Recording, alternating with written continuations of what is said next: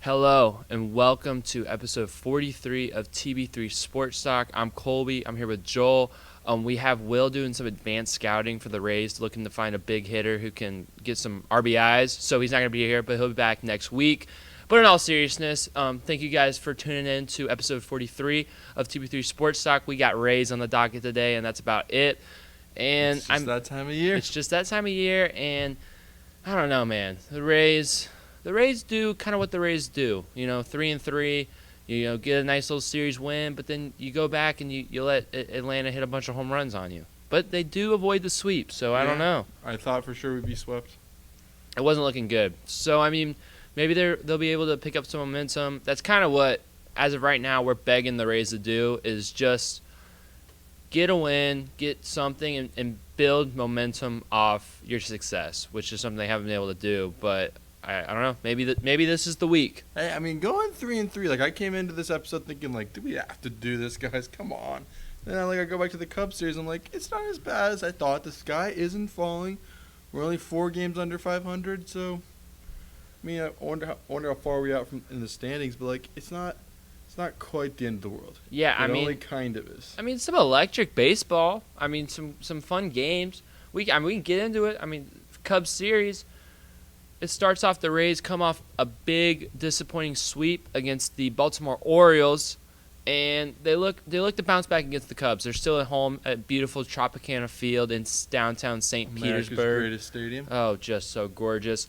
And on Monday, nope, this was Tuesday. And on Tuesday, we had Jameson Taillon, who is a known Rays killer actually from his time with the Yankees, going up against Zach Eflin, and both pitchers would pitch well. However, when the time both of them left the game, the Cubs were up 2-0 after a Christopher Morel home run and a Bodie single. However, in the 7th inning, the bottom of the 7th, the Rays started to get active. Richie Palacios would score on a wild pitch, and then the bottom of the 9th, the Rays had a big rally in them as Jose Caballero would tie the game up with the RBI single to make it 2-2, and the boys are buzzing. And then to finish off the comeback and get the win, Brandon Lau, the dog, woof, woof, woof, would hit a 3-run home run off of Hector Neris to send the fans home happy.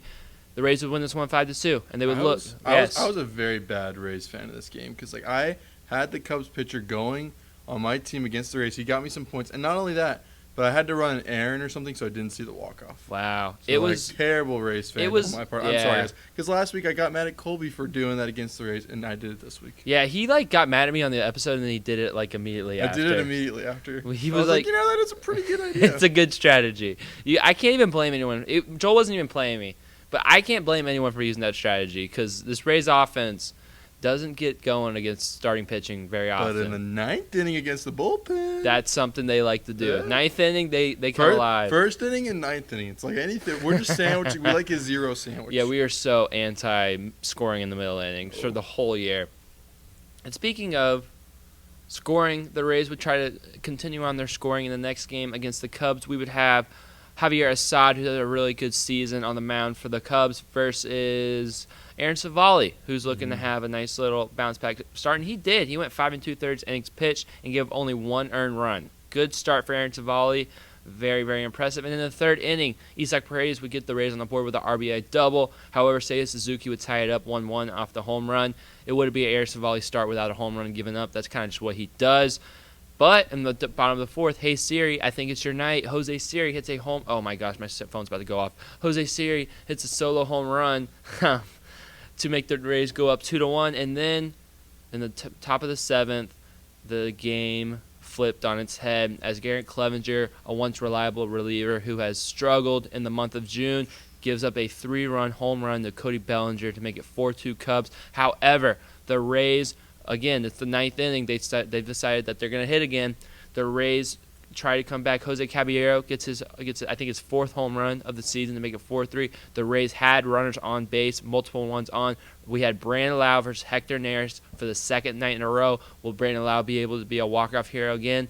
No. He would. I don't know what he did. I'm trying to remember. He would fly out to center field. I think it was pretty lazy fly out. And the Rays would lose this one 4-3. Going into Thursday, looking to win the series still. They can still win the series. That's what happens when you win a series opener. You have a chance to win the series. They should take notes and do this more often. And in this game, it was definitely a pitcher's duel. Justin Steele, the stellar young pitcher for the Cubs, would face off against Taj Bradley, who had a stellar game.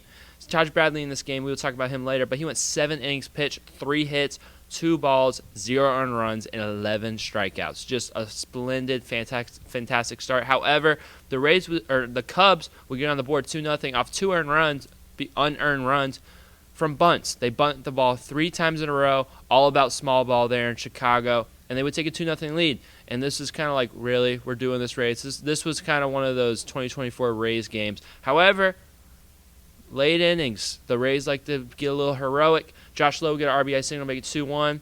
Ben Rortvedt would get a ground out to tie the game up 2-2. And then Yandy Diaz would get the big hit to put the Rays on top 3-2, and that's what the score would hold to be. Rays win this one 3-2 to win the series, and then they head on the road to Atlanta. And this series was all about the Rays starting pitching staff giving up the long ball. The Rays would go up 1-0 in this game, and it was looking good, looking like the Rays were going to have a nice little series. But in the first inning, Zach Littell is on the mound, and he gives up 5 first-inning runs. Heartbreaking, one of his worst starts probably ever as a Ray, to be honest. Yeah, so he gives up 5 in the first. He gives up 2 more in the seventh. 7 earned runs given up by Zach Littell. The Rays would only be able to muster 3 runs on the day, and they would lose this one 7-3. Kind of was over before they even had a chance to fight. Then the next day, they put out a little whimper in the first inning. They're like, "Here's a run." Well, they did it the next day. It was the same exact thing. The Rays would get another first inning run to go up 1-0, and then in the 5th inning, Ryan Pepio, who's pitching a really good game up until this, would get bit on a 2-strike, 2-out home run to make it 2-1 Braves, and then it would start to unravel. Marcell Ozuna from the Braves would get a 2-run home run to make it 4-1, and then Matt Olson would keep the good times rolling for the Braves to make it 5-1. This is all in the bottom of the 5th inning with 2 outs. Just so unfortunate. And then in the 7th, the Braves would keep adding on. Austin Riley would hit a 3-run home run. They would end up winning this game 9-2. Randy Rosarino would hit a Chris Paul home run, though, if anyone's counting. Yeah, I get the reference. It was nice to see that. It was nice to see. Maybe it got him a little hot, and it looked like it because in the first inning of the next game, where we had Zach Eflin facing off against Hurston Waldrop, a rookie pitcher for the Braves, a Gator alumni, by the way, was in the College World Series last year. Randy Rosarino would get an RBI single to make it 1-0 Rays for the 3rd game in a row. Would this one be different? Maybe. But it didn't look like it was going to be different because Jared Kelenic would get a leadoff home run to tie the game up immediately, 1-1. And then in the bottom of the 2nd, our old friend, this one really hurt, Travis d'Arnaud. Oh, Travis. Maybe a future Ray. Maybe he's coming back. That's what we're hoping. No way. We're trading Zach Eflin for Travis d'Arnaud. That's my mock trade, and I'm sticking to it. But he would hit a home run. Stupid trade. They want him, though. They want Zach Eflin. Why? I don't know. He's had a pretty decent week since he's been off the IL. But Travis d'Arnaud, solo home run, 2-1 Braves. However, woof, again, Brandon Lau, solo home run. It's 2-2. And then the big blow. My favorite catcher on the Rays, Big Ben, hits a grand slam for his first home run as a Ray.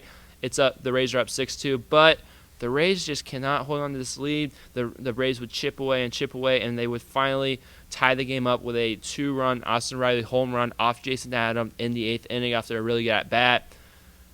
But the Rays would respond immediately. It's the 9th inning. It's time for them to hit again. Jose Siri, the clutchest man in baseball, with a 2-run home run to put the Rays up 8-6, and that's what the score would be. Pete Fairbanks would come in and close out the 9th inning, and the Rays would win this one 8-6 to go 3-3 on the week. Is it fair to say Siri is good? Oh, it's fair. It's fair to say that? Honestly, ever since you were talking about how we want to see Jose Siri have that crazy month of June, it's been pretty good. It might be happening. We're halfway through June, and I'm out here saying, I think Jose Siri might be good. Yeah, I think he has over 800 OPS in June. Wow. If he can keep moving that up, he's been by far the clutchest, and he's bringing pop to a team that desperately needs pop. And then Ben Rortvedt, that might have been one of the best Father's Day presents of all time. Like, all these families sitting down with their dad, watching a little baseball, and what's this? Is that a grand slam? That was a grand slam. Yeah, and I mean, not just a grand slam, but a grand slam from a guy who epitomizes Father's Day. I mean, just a jacked guy He's bald, short hair. He's a catcher. He's tough. He's probably, if he wasn't playing baseball, he'd have a blue-collar job. Yeah. I mean, just this guy epitomizes Father's Day, and he hits a grand slam on it. I mean, that's I don't know if he's actually a father, but he epitomizes it. All the dads out there saying, now, son, don't do any outfield routes like Siri does. Might look fun, but don't do it. Yeah, but they're like, Big Ben, I would trust him. Yeah. But yeah, I mean, Joel, as you look at these games this week, is there anything specific that kind of catches your eye from Chicago or Atlanta? I mean, Randy might be breaking out of it because he got the single the next day after the home run. So like, maybe, just maybe. Maybe. Yeah, I'm trying to. Let me look at the rest of his week stats because like he might have snuck another hit in there somewhere. Oh, he did. He had an RBI. He had a couple RBIs. So like could be. Randy had a solid week. 814 OPS, a 389 on base percentage this week. We've been praying for that for a long time. Yeah, there we go. I mean, he does not have the worst batting average in the league anymore. Mitch Garver. Wow. Mitch Garver has a worse batting average. I saw that last night. Shall we throw a party? Yeah, man. Jose Siri, 318 last week. Ooh. A 1.102. Jose or Randy Rosarina is on a 3-game hitting streak. All right. Hey, let's make 3-game hitting streak and counting. That's a streak. Hey, Yes. once you get to 3, that's a streak. Just like when you get 3-game winning streak, that's a winning streak. Yeah. 2 ain't, 3 is. Man, Johnny DeLuca, I just looked at his stats. Not a hit last week. He is struggling, man. I remember. You just can't have it all. We cannot have our cake and eat it too. No, never can. Yeah, I think some guys that stood out. I mean, Jose Caballero, 400 on base percentage, a 1.025 OPS. Brandon Lau, 2 home runs last week, 4 RBIs. 2 walks and 4 strikeouts on the whole week. That's pretty good. Pretty low strikeout number for Brandon Lau. He has very much been a positive for me the last couple weeks. He really seems to be, honing in, not chasing as many pitches, and he's bringing the pop that we need from him. Yeah, he has been pleasant so far. Yeah, it really has. It's been huge. Would love to see Josh Lowe get going. I think he's still. It kind of they said it. Kevin Cash was saying it on his post game, just talking about Josh Lowe. But it's just been a rough season for him. It's hard to miss your whole spring training. You come back, you rehab, you get back to the bigs.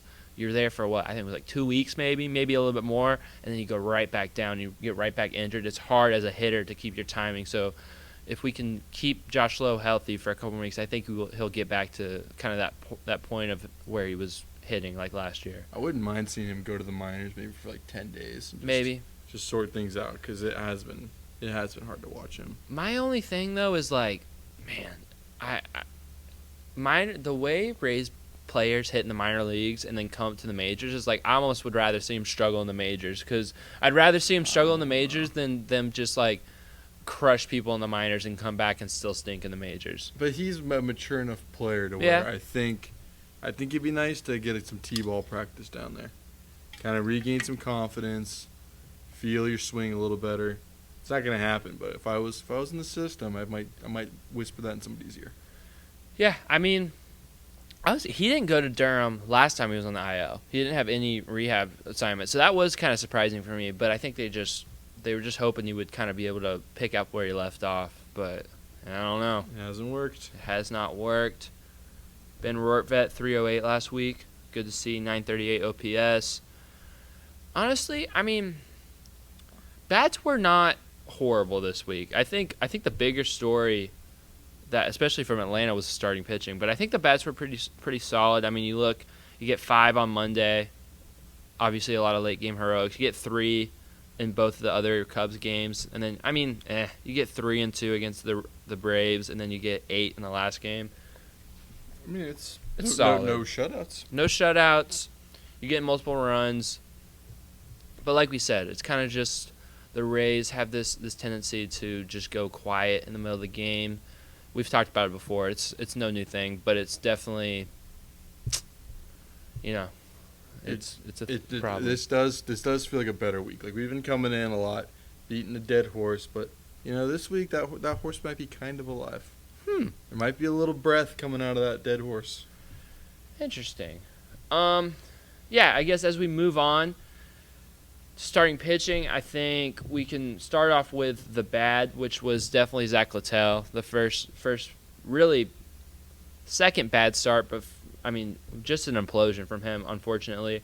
And it really stung because this was the Friday Atlanta game, and the Rays, they come off, they get a run, and they also have second and third with nobody out in the first inning. You're hoping they get a big lead. They don't. Obviously, this is kind of a Rays thing to do, is strand a second and third with nobody out. It was like, I think they hit a line drive and then strike out, and it is what it is. But you still get the run, and you're hoping that Zach Littell is able to kind of pitch out of it, and it's going to be a good day for the offense. And no, he gives up five earned runs. He gives up 6 earned runs total. He only goes 2 innings, 8 hits, 1 ball, 2 strikeouts, 2 home runs given up, 60 pitches in 2 innings. So just a real struggle fest. It made us have to use our bullpen, which was pretty good, I guess. I don't know if you really want to count it, but Davinsky and Maton were able to go more than 1 inning and shut out. So that was good to see kind of those guys who've been struggling, get some time. I guess that's the only good thing about having a blowout. But still, Zach Littell, that definitely was the weakest start. I think as we look at Zach Eflin, his Monday night start or Tuesday night start was really good. I mean, he still is. You cannot have 2 good starts in a row. It's not physically allowed. Yeah, but even Monday, he goes 5 2/3, 7 hits, 2 earned runs, and 0 walks. I think he has some crazy long streak of not walking someone. I think it's like the longest streak in Rays history or something of innings. But it's also like that is not helping his cause. But I mean, you go here and it's the same number. It's 5 2/3 innings pitched. But in this case, you give up 3 earned runs, and you kind of let the Braves back in the game after you get a big lead from Big Ben. But it's just that number, 5 2/3. He's not able to get there. Yeah. That sixth. And he's not striking out a lot of guys, right? Like what? 7 Ks on Sunday. That is a good number of strikeouts. But so that's where your pitches are going. Yeah, but it's so frustrating to see. Just the 5 2/3. That's like almost every Rays pitcher. That's the same thing with Savale. Just these Rays pitchers are not able to get the length that they were able to get last year. It's just it's kind of like it's the same thing with you look at the offense and you look at will the Rays get the big hit and runner scoring position. That's a big key and stuff like that. That's kind of the same thing as are you able to make the big pitch to get out of the inning and not have to use the bullpen. It's kind of the same thing, and both ways the players are letting the team down. It's just not happening. So it's kind of just another book in the chapter of the 2024 Rays of why this team is not having success. They're not able to come up with the big moment, whether it's pitching and getting out of that inning as a starting pitcher, whether it's your bullpen coming in a big spot and not being able to get the outs you need, especially Clevenger this last week. I mean, I don't know, but then obviously the hits with runner scoring position it's obvious. That first inning of that Braves game with Eflin is terrible. Like to hear that, oh my goodness, it's like I tried to forget about that.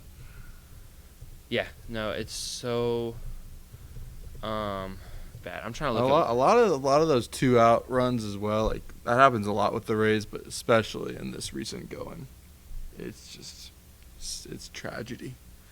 And I mean, is there light at the end of the tunnel coming up? I'm just kind of seeing if there's any cakewalks coming up. We have the Pirates. We do have the Pirates coming up soon, end of June. So like.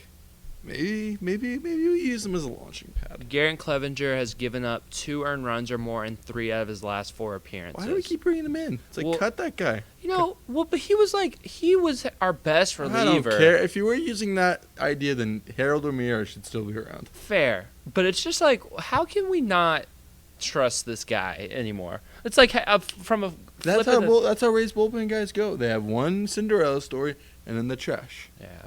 So it's just that's how it goes. Fiddlesticks, man. Fiddlesticks indeed. Yeah, but so I'd be cutting Clevenger sooner than later. Definitely taking him out of the high leverage spots for sure. Yeah, because he's struggling for. And Poche's back, and Poche actually pitched pretty well. It might just be that Cash is being too much of a player's guy to where he's like, I'd hate to hurt your feelings. It's like, well, feelings. Some feathers need to be ruffled. Yeah, I mean, you need to win games. You got to win games, and you got to put in your best relievers because, like we said, we're needing relievers to get. There's a couple men on in the 6th inning. We need one out from a reliever, and it's just not happening. It's unfortunate. However, let's talk good news here. Good news is Taj Bradley. Taj Bradley had a wonderful. stellar start on Thursday against the Cubs. 7 innings pitched, 3 hits, 2 balls, 11 strikeouts, and 0 earned runs. Like we said, there was a bunt session in the 5th inning that was kind of, Alex Jackson dropped the ball, typical Alex Jackson behavior. But they weren't earned runs, and Taj Bradley went through 7, gave the Rays a chance to win, kept his team in the game when the offense was not doing anything for him. And that fight and that grit and that stuff that he has was just a key, and the Rays came back and won that game. So just such a huge performance from him. On the season, the thing that's sticking out to me is Taj Bradley has an off-speed run value of +4, which is that splitter that he developed this year. That's a pitch he did not have last year. That is a brand new pitch that he developed, and has been such a massive pitch for him. And he's throwing this splitter 26% of the time, and it's matching up with the cutter. It's doing wonders for his arsenal. And you look at his games. Right now he's at a 4.23 ERA. That's because of one game. Yeah. One game. He had I think it was 9 earned runs against Baltimore. Every other start he's had 9 runs and 3 innings pitched. Yeah. Every other start he's had has been really, really good, giving the Rays a chance to win. Straight up. Looking at his quick stats right here, 3 out of his last 4 games, he's given up less than 2 runs. Yeah, and you could probably go even further back. Boston on May 20th was 5 earned runs. So, you could say 3 out of his last 5 starts were really good.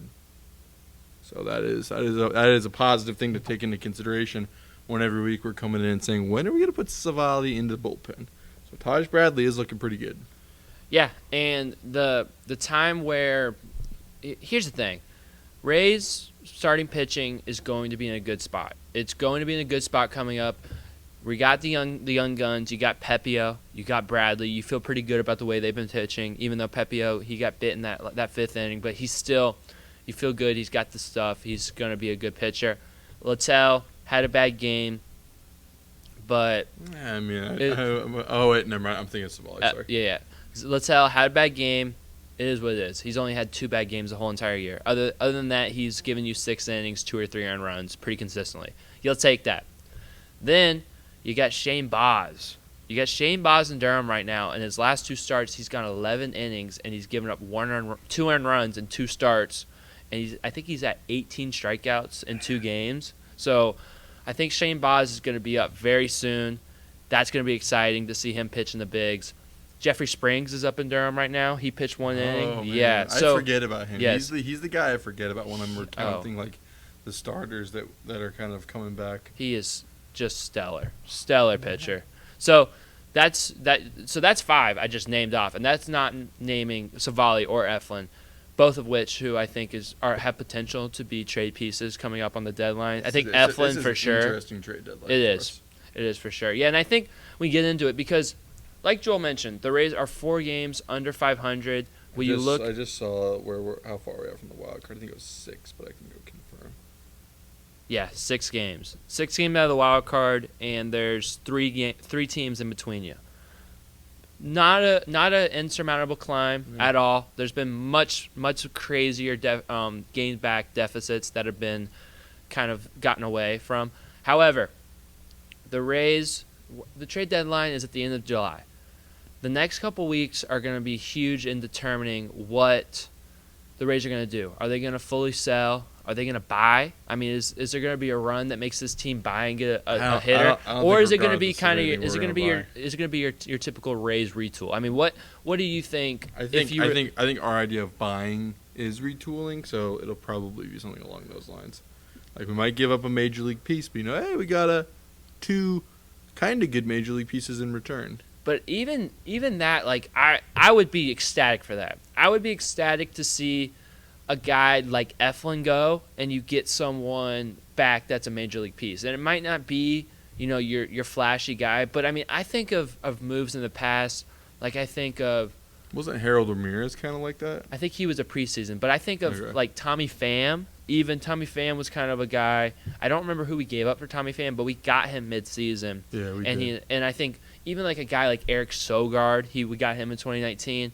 That guy, he was not a huge like splash move, but that guy helped the Rays win in 2019. Those are the moves where Yeah. kind of like you're going to come in and hit like 265. Like, Yeah, those are always a and we bright need that. spot. Even if the Rays could take a chance on a hitter that is maybe struggling, hitting like around 200, but they got the pop in them and they have the chance to maybe go on a streaky run and pop a couple home runs, because they need that. They need it so badly. The Rays are number one in the league in giving up the most home runs. They've given up 100 home runs, and they are bottom 5 in the league in home runs hit. So they need to obviously maybe part ways with one of the pitchers that's giving up the home runs, a.k.a. Eflin or Savali, and maybe get a hitter that can, kind of bring some pop to this team. Ignite this lineup. Yeah, and I think another piece that is interesting to look at, kind of depending on how he plays in the next few weeks, is Randy Arozarena. I don't know how you would feel about potentially trading Randy Arozarena, or what you think the Rays could get for him. I think you have to wait for the offseason to trade him, because mid-season I think people are going to be looking at his stats, looking at his last week, maybe looking at the last month, and you say he's cold, he's not good. But in the offseason, I'm just thinking out loud. I feel like they're going to be looking at more of his overall stats and overall career, and there might be a tiny bit more value for him in the offseason, but I don't know. I see that, but I also feel like you get mid-season, teams are just a little bit They're more desperate. They're a little bit more desperate. Randy Arozarena has been like historically bad so far. That is true, but I mean, he has a track record, and I think if the Rays are kind of willing to, if a team's willing to kind of take a chance on him and maybe be tricked by his last season stats, because to me, I don't know what Randy we're gonna see for the rest of his career, the rest of his whenever he wants to get a contract. So I think if the Rays are able to get kind of an offer that of a team that really needs an outfield piece or depth, and they're willing to give up something that kind of would help the team now, maybe a reliever or something like that, I would be more than willing to trade Randy Arozarena at the deadline. That would be a full committing to selling if we do that. Maybe, but because I mean, if you're giving up on primetime Randy Arozarena, you're done. But here's the thing, though: if you take Randy Arozarena out of this lineup, you put even you slide up Richie Palacios in that spot, and you don't have the weight to have to play Randy high up in the lineup, who's to say this team doesn't get better? I mean, it would be better than it is right now, but you're not going to make it out of like the wild card round of the playoffs if you're getting rid of Arozarena. Just the potential. Like, it's the same thing with Lau. It's like you want to have primetime good going Lau if you plan on doing anything in September and October. For sure. I just think. So I think you're giving up. But that's fine. Like, this might be a season we need to punt on. Yeah, I think if I'm okay with the Rays punting, if they're punting for 2025. Yeah. I don't think that they should punt and completely blow up this whole core, because I do think 2023 they won 99 games. I know it was a freaky, crazy, explosive start, but they won 99 games. Even after Wander Franco, they played really well. They just got even more injured, losing Brandon Lau and losing Siri and losing, even more McClanahan, all those pitchers, and those guys are going to be coming back. So I think this team in 2025, with some of the prospects coming up and stuff like that, I think this team will be really good.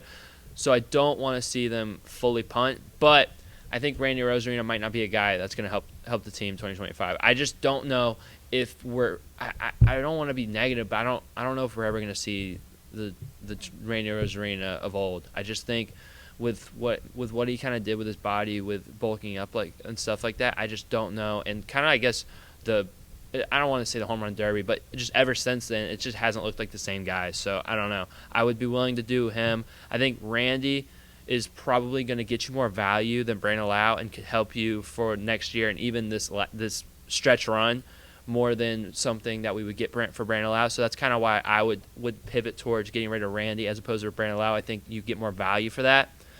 But those are kind of like your two. I feel like one of them's going to go. Yeah, one will definitely go, and I personally think they might be about evened out right now, just with Randy's 2024 lack of success, and Brendan Lau has a little bit of success actually right now. Mm-hmm. So I think with that, the scales will probably even out, but ultimately it doesn't matter. We'll see. Hopefully we don't have to trade them. We have an awesome week next week. Yeah, I mean, that would be awesome. Even if we have an awesome week, my point here is I think we're going to get rid of a mainstay player or two, even if the Rays are playing well, because they have too many people for their roster, especially in the pitching staff. I think I would almost guarantee Eflin's going to go. I think he's a veteran pitcher. He's going to have value, and I mean, I think it would be dumb not to get rid of him. I think this might be his highest value ever. People are going to look at that 2023 stuff. He's had a solid 2024, and his starts coming off the IL have been pretty good. But I think what is the question is, are you going to trade Eflin for prospects or for draft picks, or are you going to trade him for a hitter that can help you right now? That's kind of what... In baseball, can you trade for draft picks? I don't think you can. I might be wrong. That might have been just a mistake for me. So I apologize. Eventually, one day they should. But I don't think you can trade for draft picks in baseball. Yeah, I mean, but even like a very young prospect, like a project, are you going to trade for one of those guys, or a prospect, someone that's not going to help you right now, or are you going to trade Eflin and flip him for? I know we've already said it a bunch of times. Trade him to the Braves and get Travis d'Arnaud in return. That's I would dream. prefer the prospects route, because I feel like every time we ever trade for a major league player, you don't see him, and by 2025 he's gone. So yeah, I'd go the prospect route if that's the road we're taking. Yeah, it's definitely gonna be interesting to see what they do. I think there's gonna be a lot of names out there. I feel like there's definitely plenty of teams that are gonna be giving up pieces. Rockies are gonna be giving up. White Sox, Athletics, all these teams have good pieces that they could give up. I mean, Elias Diaz would be a piece that I would love to see go on the Rays. They said they'd be willing to trade him, so that would be interesting. I'm trying to think. I mean, who's out of it? I mean, like Diamondbacks are kind of out of it. Yeah, I think Diamondbacks will be hanging around. What do the Giants do? I don't know. Red Sox. Marlins are out. Yeah, Marlins will get. Josh Bell is probably going to go. A lot of teams are still pretty close. Like the Cubs are only 8.5 out. The Giants are 8.5 out. Yeah. Mets are 14 out essentially. Yeah, the Mets will probably get rid of some people. And then the Rays are 15 out. So that's kind of sad. Well, yeah, but we're playing for the wild card at this point. We're going for it. We're playing for the wild card at this point. Yeah. So I think it's going to be an interesting deadline. But as you come look at the Rays next couple weeks. They have another road series against the Twins for 3 games, and then they, like Joel mentioned, this next weekend they go to Pittsburgh to play the Pirates, and then they come back home for a pretty crucial homestand. Crucial for more ways. I'll give you guys some insight in a second. But they host the Mariners, who've been playing really good ball on Monday, and then they host the Nationals, who've been playing pretty good ball too. But also, that's not a powerhouse team, and neither of those teams are powerhouse teams. And those are teams that the Rays have beaten in the past. But that's 12 games. 12 games against. There's no contenders there. That's not AL East teams. There's no. I mean, Seattle could be. Seattle could be a contender, but all the other 3 teams, those are teams that the Rays have the talent to beat.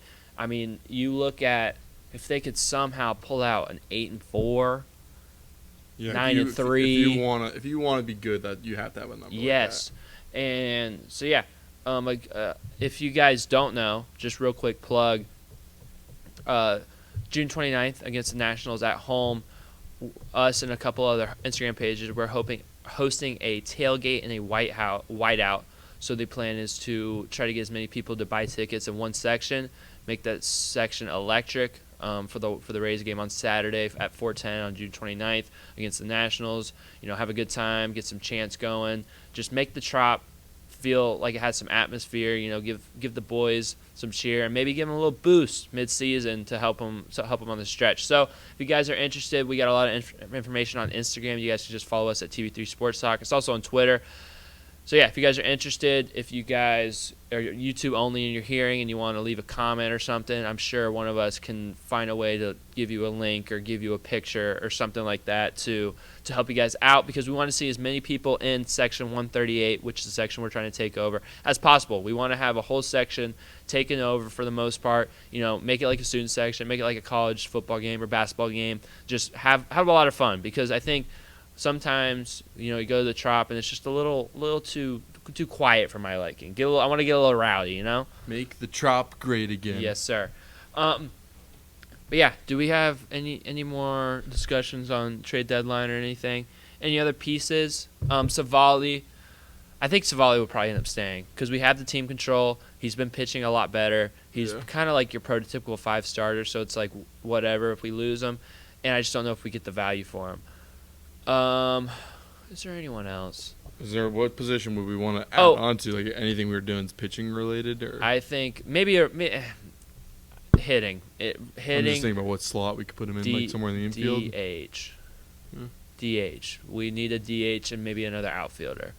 Would love to see it. Rosario. I think Rosario is only on a 1-year deal, so that could be an interesting kind of like get some value from him. You've signed him for dirt cheap. I would be sad to see him go. I think he's been playing great, but if the season goes sideways, Rosario is a piece that has to go. I mean, we brought him on thinking that he could be a good trade chip. Yeah, exactly.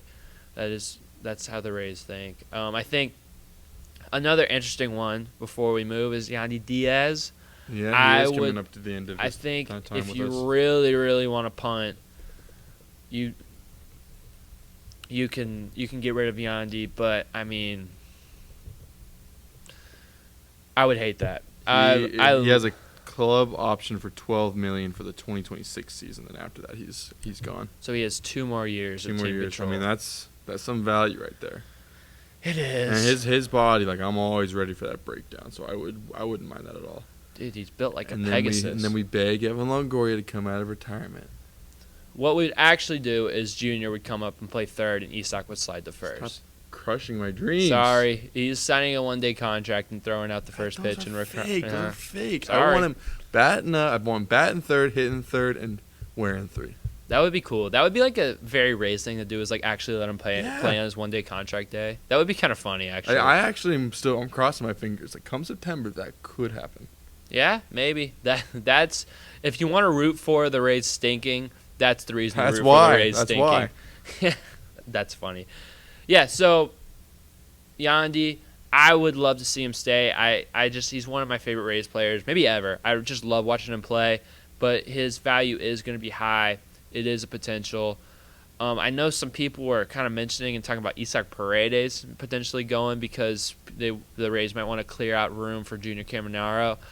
No, don't do that. I don't like that one. That would be fully tearing it down and stripping it down and punting for 2027 or 2028. So that I'm very against that. So I really do not. I think for my money, I think Isaac Paredes should be getting Juan Franco's money. I think he's a franchise player. I love watching him play. And it's interesting to think that Franco's money is off the tab. I don't think it is yet, but it will be. And I think by next offseason it will be. And someone's going to get extended. It's probably going to be Paredes or Caminero. I'm hoping, but I would give it to Paredes because I just don't trust Rays prospects in the majors. He is a free agent sometime around 2027 and 2028. Paredes. Maybe he won't get an extension then. Might wait a year or two. Yeah. We'll see. But yeah, there's a lot of pieces, a lot of interest. We'll talk more about it as we get closer to the trade deadline. But just know that next 2 weeks, including this week, which we'll preview in a second, are massive. So just watch your Rays, cheer them on when they come back to the Trop next week. Give them some energy because this could be a make or break time for the Rays if you want to see them in October. If you want to see these Rays, finally get over that wild card hump that they've been trying to get over. This might be it for them because they got to start winning some baseball games. Yeah. And that starts in Minnesota tomorrow. We are recording on Monday. No game. I kind of thought there was a game today, so I guess good that we're not. We wouldn't have missed anyways. But I knew that there was no game because on my fantasy team, Isaac Paredes had the day off. Oh, man, that was a good pick for you. It was. The Rays and Twins play at 7:40 on Tuesday. We will be having Aaron Savali versus Pablo Lopez. Whoa, that's not a great pitching matchup for us. Pablo Lopez has a 5.33 ERA though, so maybe Some he'll of those throw a guys dud. just have hide their ERA. It's like, where's that ERA at? Come on, guys. That's what I'm saying. It's like they're hiding it in their thighs or something. That's funny. Good reference. Savali versus Lopez on Tuesday at 7:40, and then we move on to just work. Wednesday night, the Rays again 7:40 game. And we have Taj Bradley going against a former Rays prospect, Joe Ryan. Two young pitchers with electric arms. This will be a fun game. 7:40 Tuesday, Ryan versus Bradley. And then Thursday, we get an afternoon game in Minnesota. And on that game, it will be Zach Littell versus Sean Woods Richardson, a young pitcher who's having a pretty good season so far with a 3.29 ERA. That'll be your Minnesota series. And then as the Rays head over to beautiful PNC Park in Pittsburgh, they'll be playing the Pirates, and it'll be Ryan Pepio versus undecided pitcher. Please don't be Paul Skeens. Please don't be Paul Skeens. It says Skeens going Sunday. Zach Eflin, we get Jones and Skeens. Mm-hmm. That would be our luck. Zach Eflin versus Jared Jones on Saturday, and then Aaron Savali versus Paul Skeens on Sunday. So, that's definitely a lineup of pitchers. As long as that's not the sweep game right there. Definitely a lineup of pitchers, I will say. The Pittsburgh has a similar offense to us, so we might be all right. 2-1. Interesting. As we look at these games, Joel, do you have a lean for the record that the Rays will have this week? I came into the show feeling negative, but I'm going positive. We're gonna go. I'm trying to do my math here. I'm gonna go 3-3. I would have come into this going 1-5, 2-4, but let's go 3-3. That's not as positive as I thought it was in my mind, but that's what I'm gonna say. We're gonna win 2 out of 3, lose 2 out of 3. Okay. Home run. Who do you think's hitting a bomb? I feel like Diaz hasn't hit a home run in a while. Let's get a Diaz home run. All right, run. I like that. Yandy Diaz home run. For me, I'm gonna say 3-3 too. I wanted to say 4-2, but I said it last week, and it just didn't happen. It could happen though. It could. I don't want to. I think they're gonna lose 2 out of 3 to Minnesota and win 2 out of 3 against the Pirates. Yeah, that's probably what I would think as well. So that's kind of what I'm looking at. And I think Josh Lowe is going to hit his timing, and he's going to hit a home run this week. Josh Lowe. That's a risk right there. And maybe, but I'm feeling good. I think he was taking some good pitches, getting some walks. I'm feeling good about Josh Lowe. Before we start our TB3 Tidbits, I want you guys to comment if you guys would be willing to trade Yandy Diaz in the comment section below. Yes, I would trade Yandy Diaz this trade deadline, or no, I would not trade Yandy Diaz this trade deadline. Like the video and subscribe. And yeah, I think we're going to TB3 Tidbit and then get on out of here. So, you know what? I'll go first because Joel has he always has a sweet ending to his TB3 Tidbits. All right. I don't have my phone. I got it. It's okay. I got it. Oh, I gotta I have my timer for my nap. An hour time. All right. I have to say, MLB, NBA, NHL, NFL, I don't care. Stop voting people into the All-Star games with fans. Fan voting is the dumbest thing possible. Fans do not know ball. They just vote for their favorite team. The bigger market teams get more people in. It's the most obvious thing ever. People look at players' careers and their resumes based off of All-Star appearances. That is something that goes on their Hall of Fame. That's something that is big. Being an all-star in any sport is a huge thing for a lot of people, and they're getting cheated out of it because of dumb fan voting. And also, if you're going to fan vote, let the people have a meme, because the fan vote comes out, and we're all voting for Martin Maldonado because we think it's going to be funny. We think it's going to be funny, and it's going to be funny to see a catcher with a 0.7 average, 70 average in the baseball classic, and he's not in the top 10 voting. And that's obviously not going to be true. All right, so they didn't even let the fans vote and do their meme thing. That's a shame. Right. That's a shame. Well timed, well said. All right, my TB3 tidbit for this week. Where are we going? Fantasy sports. I've always been against fantasy sports, and in the last couple of years, I've let it slip. I've become a fantasy sports kind of guy. And I'm reminded of why I don't like it. I'm not going to stop. It's not a conviction I have, but I just felt the need to come out and say it right now. It really makes me kind of forget about the team that I root for. Now I'm rooting for players. Like, I'm rooting for players real hard. Like, I got to say, during this whole Braves series, I was like, all right, Marcell Ozuna, like, what are we going to do? Let's get some points from you. I'm in a tight ball game this week, and I kind of was happy every time I saw Marcell Ozuna do something. So, I don't know. Like, I see the team love kind of eroding. I'm beginning to see more of that player love building, and I'm feeling it in my own heart now. So that's kind of scary. And now for my real TB tidbit. Boston Market, they went down. They're going under. It's sad to see them go. I went to one of the last Boston Markets in the area right before they closed because I knew it was coming. But I was reminded this week when a door closes, a window opens. Because I'm sure you guys have heard, but I was reminded I'm happy. There are 2 cookouts opening up in Tampa in closed Boston Markets soon and very soon. So just because Boston Market's gone doesn't mean that there's not fruit coming soon. When a door closes, a city opens. Yeah, a big, ginormous. Yeah, that's awesome. That's the best trade I've ever heard.